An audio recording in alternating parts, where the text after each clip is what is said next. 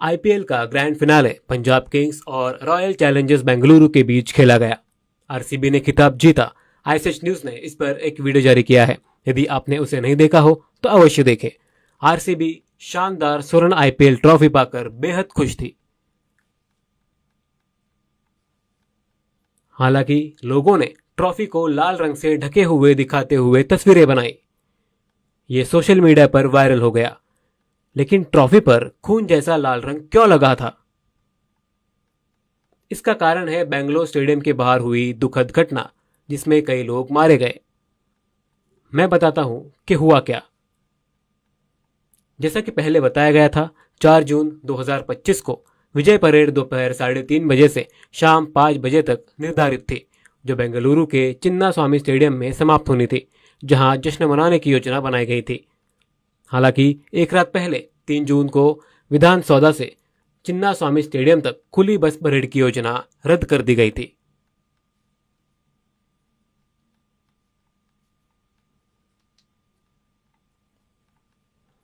यह निर्णय लिया गया कि खिलाड़ी नियमित बंद बस से स्टेडियम पहुंचेंगे। जब आरसीबी खिलाड़ियों को लेकर बस स्टेडियम की ओर जा रही थी,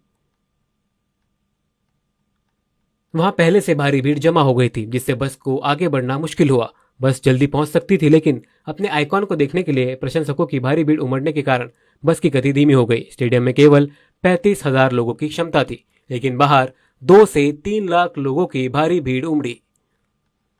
उन्हें बताया गया कि स्टेडियम खचाखच भरा हुआ है, लेकिन फिर भी कई लोगों ने जबरदस्ती अंदर घुसने की कोशिश की, जिससे अव्यवस्था फैल गई।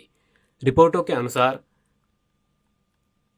एक अफवाह फैल गई कि स्टेडियम के टिकट गेट नंबर 7 और गेट नंबर 12 पर उपलब्ध हैं। यह सुनकर लोग टिकट पाने के लिए बाड़ों, दीवारों और गेटों पर धक्का मुक्की करने लगे, जिसके कारण लोग गिर पड़े। इसके अलावा मोबाइल सिग्नल खराब थे और इंटरनेट भी बंद था, जिससे संवाद करना मुश्किल हो चुका था। हालांकि लोग बैरिकेड्स और अन्य लोग जो गिर गए थे उन पर चढ़ते रहे, जिससे भगदड़ मच गई। लोग कुचले गए, घायल हुए और घुटन महसूस करने लगे, जिससे गंभीर स्थिति पैदा हो गई थी। पुलिस ने टीम बस के लिए रास्ता खाली करने हेतु प्रशंसकों पर लाठी बरसाना शुरू कर दिया और बस अंततः स्टेडियम तक पहुंच गई। हालांकि घायलों को ले जा रही 2 एम्बुलेंस यातायात में फंस गई। भीड़ के कारण वो सड़क के गलत तरफ चल रही थी, लेकिन भारी भीड़ के कारण एम्बुलेंसों को आगे बढ़ना मुश्किल हो गया। पुलिस ने आरसीबी बस के लिए रास्ता साफ कर दिया, लेकिन एम्बुलेंस के लिए ऐसा नहीं किया, जो अमानवीय था, और इससे अराजकता और भी बढ़ गई।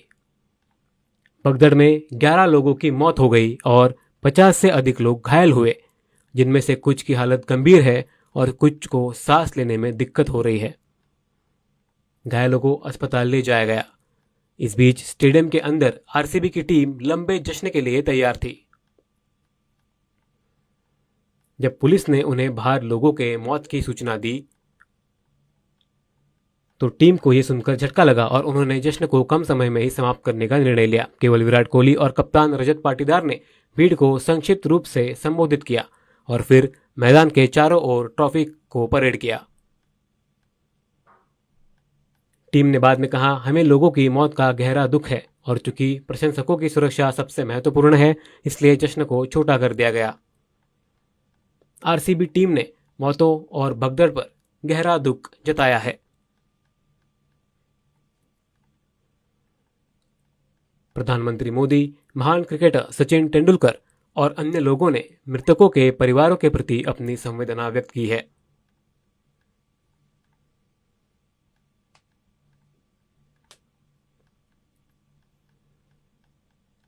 आईपीएल चेयरमैन अरुण धुमाल ने कहा, हमें इस बात की कोई जानकारी नहीं थी कि कर्नाटक राज्य क्रिकेट संघ द्वारा इस तरह के जश्न की योजना बनाई गई थी। हमें इस बारे में बिल्कुल भी जानकारी नहीं दी गई। खराब योजना। बीसीसीआई सचिव देवजीत सैकिया ने कहा, आयोजकों को प्रशंसकों के इस उत्साह को संभालने के लिए बेहतर योजना बनानी चाहिए। इसकी योजना हमें बताए बिना बनाई गई।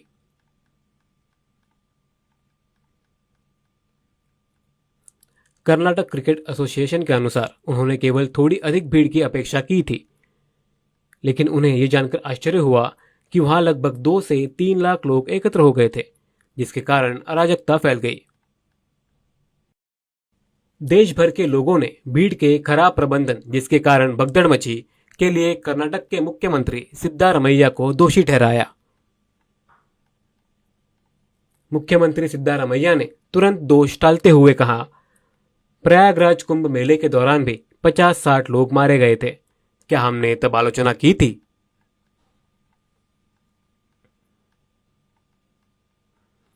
उन्होंने कहा कि उनकी सरकार मृतकों के परिवार को 10-10 लाख रुपए का मुआवजा देगी।